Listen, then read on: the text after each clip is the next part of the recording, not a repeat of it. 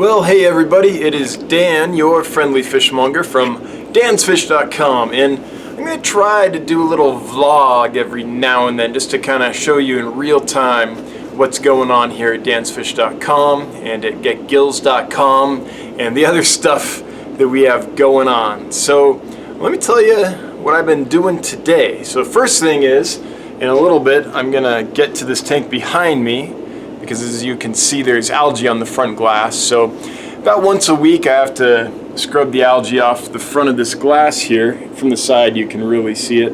I don't scrub it off the sides or the back or anything. The fish take care of the rest, but I want a nice clear viewing panel, and so usually I scrub it off, you know, a little bit before my live stream, which I would normally have tonight, but it's Halloween, so we're gonna go trick-or-treating with the kids today instead. But that's one of the next things things on my list. What I've been doing today mostly is this.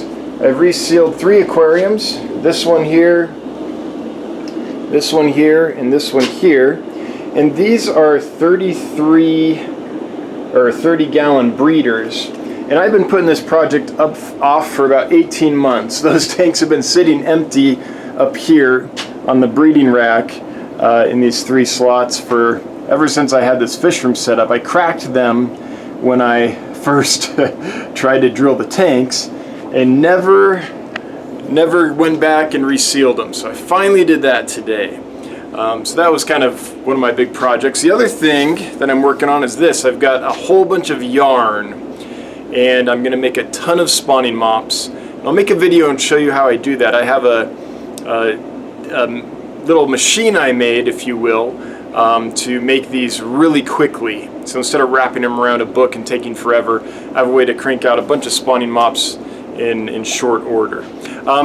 Other stuff I've been up to, printed labels for shipping this week. And for some reason, my zebra printer, which has been working great for years, decided that instead of printing 1 label at a time, it'll print 1 and then spit out like 5 empty labels. So it's a huge waste of labels. So I'll have to call the zebra printer company and figure out what the heck is going on. I don't think I changed anything, so I'm not sure why that's happening. So I got to look into that.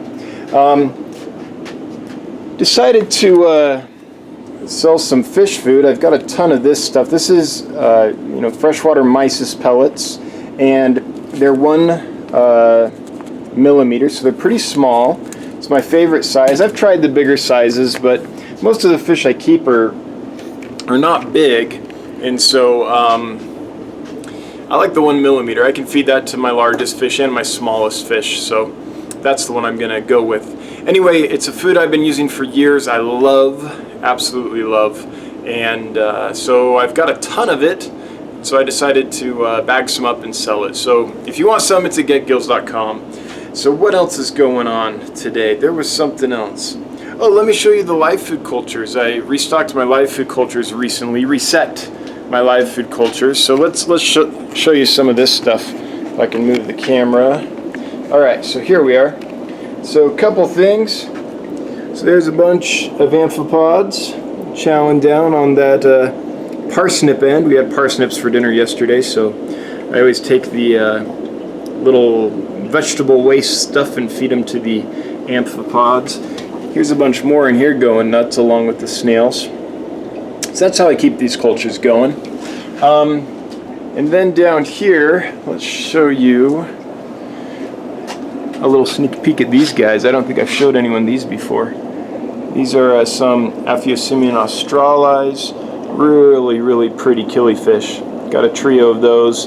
And what I think I might do is breed some of these with the wild australis I get and then back cross so that we get some new blood into this orange australi line, which has been line bred for a long time. So a little new blood. I mean, there's nothing wrong with the line, but a little new blood can't hurt. Prevents you from getting blue blood. Anyway, bunch of live food cultures going. Started these about a week ago. Now the pupae are up. In another few days, they will turn into flies. There's some that are really dark there that are about to become flies. And then the larger species, Hydei, Their larvae are just coming up and starting to pupate out. It'll take another week or so before those get going. Started a bunch of new microcultures a few days ago, micro worm cultures, and those are going like crazy. So I think I've got 12 of them, and that's so that when the order comes, and it was supposed to come in tomorrow, but it's been delayed. It'll come in. I'll pick it up on Tuesday of next week, so it's going to be the 6th now. The exporter said that there was just no more room on the plane, so he had to hold off till next week. So anyway, the shipment is coming in. I've got a time that it'll be landing and all that, so it looks like it really is coming in on the 6th. I'll pick it up from Denver. So all this little live food is because a lot of these species are little Poro panchax, Congo panchax types, little lamp eyes. They maybe get an inch full grown, maybe. And a lot of little live food will help them out. So I can put a bunch of micro worms into that rotation when they first get here, so that they have something to plump up on before I train them to eat dry food and pellets. A couple other cool things. Here's a bunch of beta rubra growing out. These are all females, doing really well. And then here's kind of an update on the Santa Maria Endler project. These little guys are doing pretty well. So basically what I've done is, the other day I have 4 of these tanks where I took out all the females, and now there's just the little babies in there and the male. And what I'll do is I'll pull out that male and I'll rotate males from the other tanks so that these little babies aren't breeding with their father. Yuck. And then the next generation will be fathered by a different male. And I just keep doing that. So a couple more generations and we'll be where we want to be. We're pretty close. We're getting some good orange bellies. We're getting some decent black on the backs. And a couple of these, when they're really colored up, like this guy, are pretty close to what we're going for. But we're still a couple generations out, and then we'll have to breed back and see see how true they breed. Here's another batch of beta rubra. I'm telling you, these things produce like crazy. These mouth breeding betas, they're amazing.